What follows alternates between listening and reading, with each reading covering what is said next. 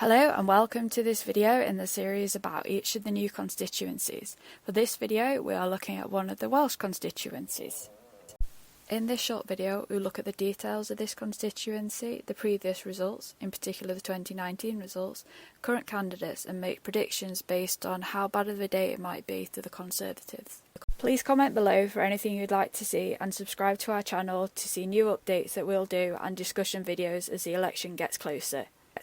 There are lots of changes with boundaries in the next election, so we're going to give a quick overview of how the boundaries are changing and how it's going to affect each seat. Only 65 seats, or 10% of the seats, are staying the same, so here we're going to compare how the new seat compares to the main one that is replacing. There are some huge changes, such as the City of Chester, which now has 2 seats, but some seats are being completely dissolved, with populations moved to neighbouring seats. So why are the boundaries changing? Every so often there are boundary changes to represent the current population movements. Some of them are based on land without any population, and some of them are just because of population, for example new housing estates. 2021 was the census year, which has helped inform these changes. The last major change in the boundaries was 2010. Now let's look at some of the details about the constituency. There are 8 regions in England, with Scotland, Wales and Northern Ireland on a country basis. There are 32 seats in Wales, 57 in Scotland, 18 in Northern Ireland and an average of 60 in each of the English regions. The population can vary hugely. The highest is nearly 152,000, which is in Birmingham Ladywood, while the lowest is less than 27,000, which is in the Western Isles of Scotland, which also has the lowest electorate at 21,000. The average population is 103,000 and the average electorate is 73,000.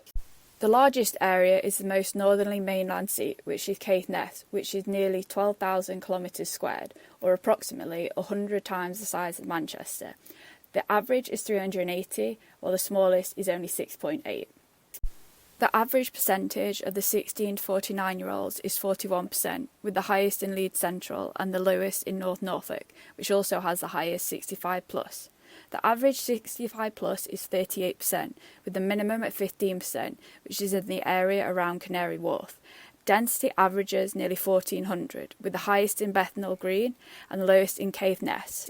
There is no boundary change, so it's as you were.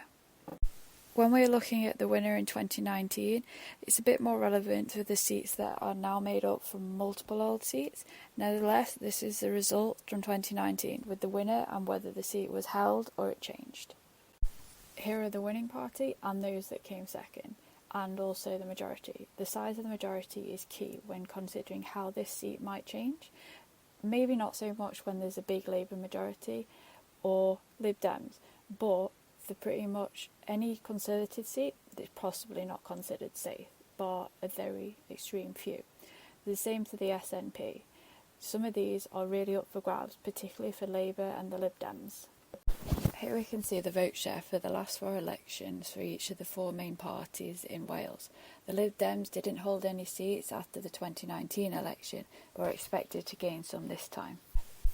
On the other hand, there's Plaid Cymru. They aren't expected to perform well at this election, even though their support varies across Wales. Labour is meant to perform quite strongly and gain some more seats, while the Conservatives are unlikely to keep theirs. This is a list of candidates that are on the ballot paper for this constituency. This is now a finalised list, as the deadline to register as a candidate has passed. Given the forecast, this seat could go either way. Thank you for watching this video. We hope you learned a lot about the new constituencies. Please subscribe to our YouTube channel, follow us on Instagram and Twitter.